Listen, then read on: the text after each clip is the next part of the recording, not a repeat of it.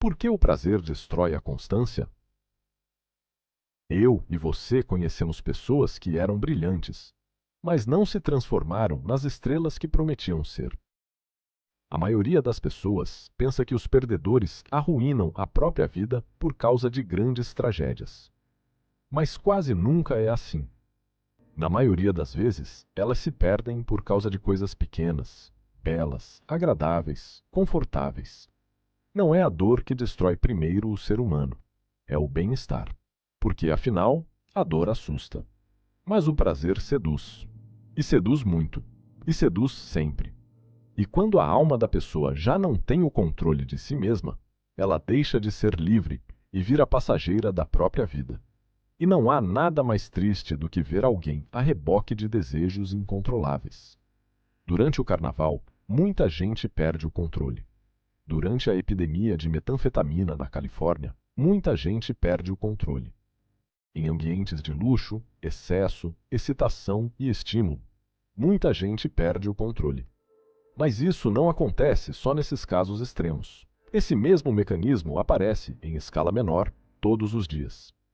Na comida, no celular, na pornografia, na preguiça, no desejo de conforto, na incapacidade de suportar o tédio, enfim, na necessidade de prazer imediato. O problema não é só moral, é humano. Talvez você não saiba, mas o homem pode ser raptado. De fato, existe algo no ser humano que pode ser arrancado de si.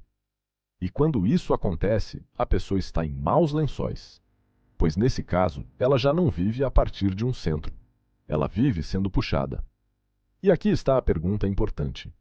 Por que algumas pessoas parecem incapazes de permanecer fiéis ao bem que elas mesmas dizem admirar? Por que sabem o que devem fazer, mas não fazem? Por que começam bem, mas desistem? Por que fazem promessas, mas não as sustentam? Por que têm convicções, mas vivem algemadas à sensibilidade? Porque, aos poucos, as pessoas vão sendo condicionadas a obedecer não ao que é correto, justo e verdadeiro, mas ao que é agradável, gostoso, prazeroso.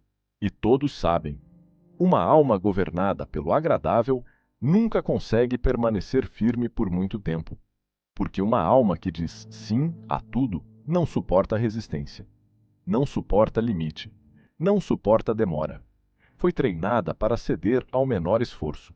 Há uma cena muito reveladora em Jogos Vorazes, em chamas. Um personagem experimenta pela primeira vez um alimento refinado da capital, e ao provar aquele sabor, percebe imediatamente o poder do prazer. A ideia da cena é brutal. Quem se acostuma com certo tipo de delícia pode começar a acreditar que o resto do mundo não importa tanto assim. Como se o paladar anestesiasse a consciência. Como se o conforto fosse capaz de encolher a alma. Como se o prazer dissesse, com voz mansa: fique aqui, isso basta, nada mais importa. E é exatamente isso que o sensível faz quando ocupa o centro da vida. Ele não precisa convencer você com argumentos. Ele só precisa capturar a sua atenção. Depois disso, todo o resto enfraquece sozinho. Comer bem parece difícil demais. Cumprir o prazo do projeto parece duro demais. A fidelidade ao amado parece pesada demais. A espera parece insuportável. O dever parece castigo. A realidade começa a perder para a sensação. E então nasce a inconstância. A inconstância não é apenas falta de força. É falta de centro. Inconstante é o homem que já não consegue permanecer em si mesmo, porque foi arrancado para fora de si.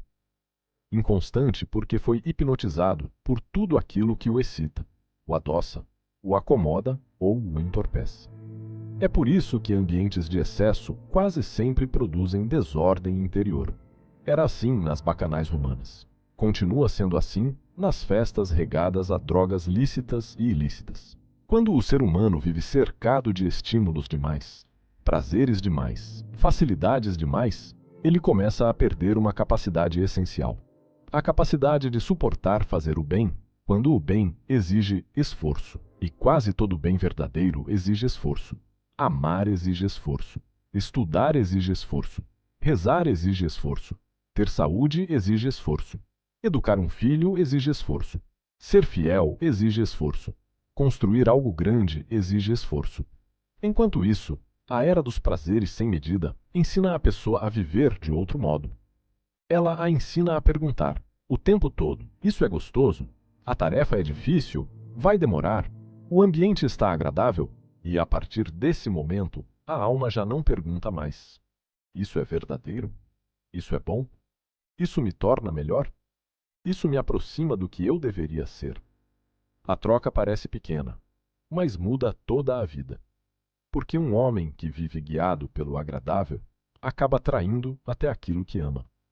Não porque odeie o bem, mas porque já não consegue sustentar o peso do bem. É assim com o carnaval, quando o ambiente inteiro convida ao excesso. É assim com a droga, quando uma sensação intensa destrona todas as outras prioridades. É assim com a cultura do consumo, quando o conforto se torna critério moral. É assim com a pornografia, que treina a alma a querer prazer rápido, solitário e sem responsabilidade. É assim com a gula, que acostuma o homem a obedecer à regra do docinho. É assim com o celular, que treina a mente a não permanecer em nada. É assim com a vida moderna inteira. Nós vivemos numa civilização especializada em sequestrar a atenção, amolecer a vontade e enfraquecer a constância. Vivemos na era dos Maria Moles, dos homens e mulheres sem coluna vertebral. E depois nos espantamos com a fraqueza humana que essa mesma civilização fabricou. A grande tragédia não é apenas que a pessoa se torne gulosa e vá se deformando por dentro e por fora. A grande tragédia é que ela vá se acostumando a viver assim, fora de si. A tragédia é que se acostume com o sequestro e até desenvolva afeto pelo sequestrador. A tragédia é que desaprenda o recolhimento, que desaprenda a resistência, que desaprenda a orientar a própria vida e a tomar as próprias decisões.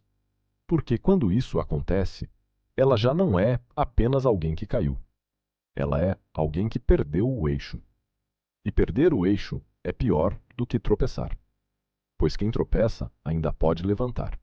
Mas quem perde o eixo começa a chamar de liberdade justamente aquilo que o escraviza. Começa a chamar de autenticidade aquilo que apenas o dilui no rebanho. Começa a chamar de felicidade aquilo que é apenas anestesia. E esse talvez seja o traço mais perigoso do homem moderno. Ele não quer apenas o prazer. Ele quer o prazer com justificativa moral. Ele quer ser arrastado. E ai de quem disser que o nome disso é escravidão. É por isso que a constância se tornou uma das virtudes mais raras do nosso tempo. Não porque o homem moderno seja menos inteligente, mas porque ele foi cercado por coisas que o arrancam para fora de si. Um mundo saboroso que o convida a perder-se nas coisas.